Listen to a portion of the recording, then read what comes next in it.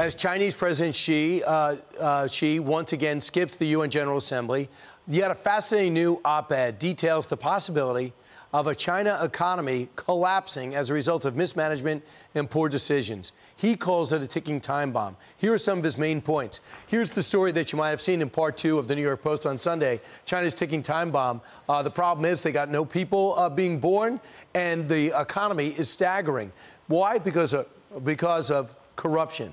Because of bad debt management. They actually built things with real estate and built entire cities, but no people filled up those cities. After a while, they stopped building them, banks stopped financing them, so they start encouraging people to take out more loans. And people say, I don't want to take out a loan. I got nothing to build. I don't even have a workforce. So they got rid of the one-child policy back in 2016. They wanted close to 2 kids per family. They got less than 1. So they're not even motivated to grow the population individually. There's not enough women around. And what you have? A graying society that needs a lot of services without the money to service them.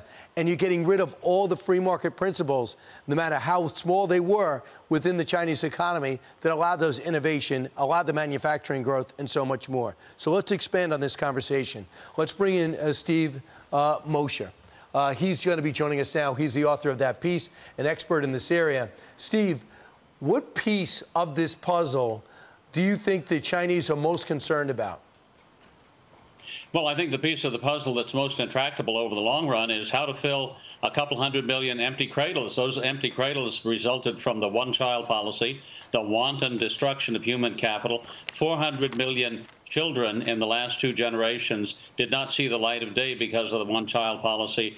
This is going to haunt China for the rest of the 21st century. It virtually ensures not only China's population decline, which is already happening, but also its economic decline as well, because China's aging and dying very rapidly now. And the astonishing thing for Americans would be to realize this, that by a little after mid-century, there may be more Americans alive than there are Chinese. Communism always kills. Sometimes it kills slowly, sometimes it kills quickly. But here, the Chinese Communist Party has destroyed 400 million of the most creative, productive people in human history, and China as a whole will suffer in the future as a result. And President Xi is just trying to consolidate more and more power. How different is that than the previous leaders of that country?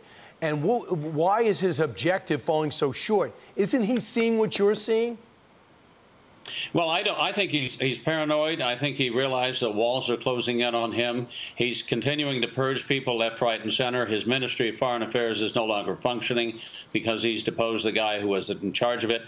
He's trying to arrange through I thought it was very interesting, Brian, the Ministry of State Security. The intelligence agencies are now issuing foreign policy bulletins about a potential meeting between Xi and Biden. What are the intelligence services doing at meddling in foreign affairs? They're probably the only institution in China that he still trusts.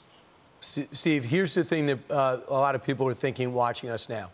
They're saying, why are they having this massive buildup of their military? Why are we seeing their tentacles in Central America? Why are we seeing bases being built in Cuba? Why are we seeing money and shipments going to Russia? If a country economically has these type of headwinds, why are they spending so much? Well, remember, Xi Jinping's China dream was one of world domination. He thought that the 21st century belonged to China, and he was busy expanding his empire around the world. And he treated Chinese people as an inexhaustible resource. They could squander it at will, but the one-child policy will kill the China dream. Just as surely as they buried the 400 million little victims of the one-child policy in unmarked graves, they are burying their dream of world domination. You might say they killed their dream of world domination in the cradle. So all of this will come to naught at the end of the day. There may be conflict before they go down, to be sure, but the 21st century will not belong to China. It should and will belong to the United States. And you say, look out. They could be looking to start a conflict to distract people from what's going to be happening to them economically, and it could be Taiwan or something else. Steve, fascinating look. I encourage everyone to read his story and read his book. Steve Mosher, thank you. I'm Steve Doocy. I'm Brian Kilmeade. And I'm Ainsley Earhart. And click here to subscribe to the Fox News YouTube page to catch our hottest interviews and most compelling analysis.